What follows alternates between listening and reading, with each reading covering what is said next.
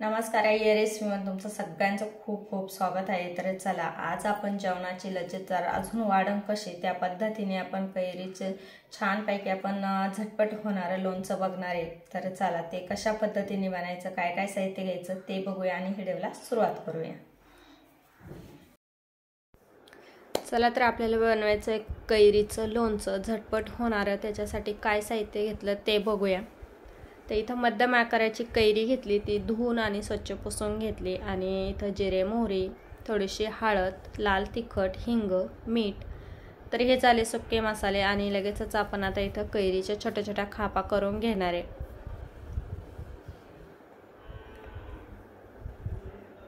तर इथं कैरीच्या घ्यायच्या खापा करून, तर कैरीच्या खापा तुमच्या आवडीनुसार तुम्ही छोट्या मोठ्या करू शकता। तर मी ह्या पद्धतीच्या एकदम पातळ पातळ खापा करून घेणार आहे। तर बघू शकता ह्या पद्धतीने अर्धी कैरी कापून घ्यायची आणि अशा एकदम पातळ पातळ खापा करून घ्यायच्या।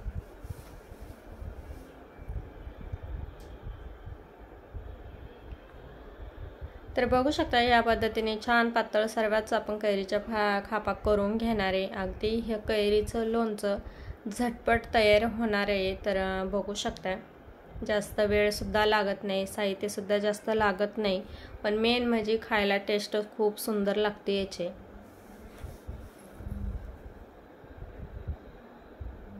तर सर्व आपण आता कैरी ह्याच पद्धतीने कापून घेणार आहे आणि ह्याच पद्धतीने सर्व आता खापा करून घेतल्या। तर बघू शकता एक बाउलमध्ये आपण काढून घ्यायचं। तर अगोदरच आपण कैरी धुवून स्वच्छ पुसून काढलेली, त्याच्यामुळे आता धुवायची काही गरज नाही। तर बघू शकता चेक वगैरे असतो, तर अगोदरच कैरी धुवून पुसून काढायची म्हणजे छान आपलं लोणचं तयार होतं। तर चला तर आपण सुके मसाले घेतले ते घालून घेऊ। ते तर सुके मसाले घालून घ्यायचे, छानपैकी आपल्या खापांना लागून मिक्स करून घ्यायचं।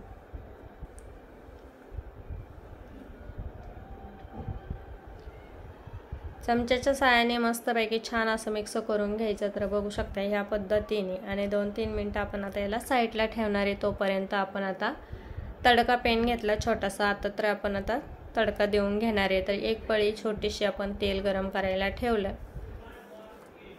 तर तेल छानपैकी गरम झालं तर लगेचच आपण जिरे मोहरी घालून घ्यायची। जिरे मोहरी छानपैकी तडतडली का पुन्हा परत आपल्याला तेल एकदम नॉर्मल थंड करून घ्यायचं, लगेच गरम गरम आपल्या फोडणीवर घालायचं नाही।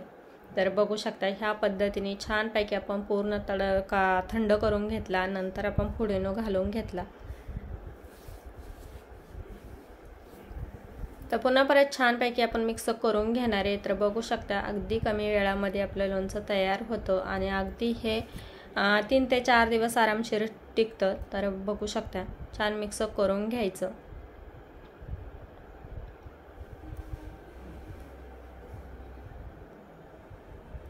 तर मस्तपैकी आपलं आता झटपट होणारं लोणचं टेस्टी लागणारं तयार झालं। तुम्ही सुद्धा नक्की बनवून बघा, ह्या उन्हाळ्यामध्ये नक्की बनवून बघा। लाईक करा, शेअर करा, चॅनलवर नवीन असेल तर सबस्क्राईब करा। व्हिडिओ पाहिल्याबद्दल धन्यवाद।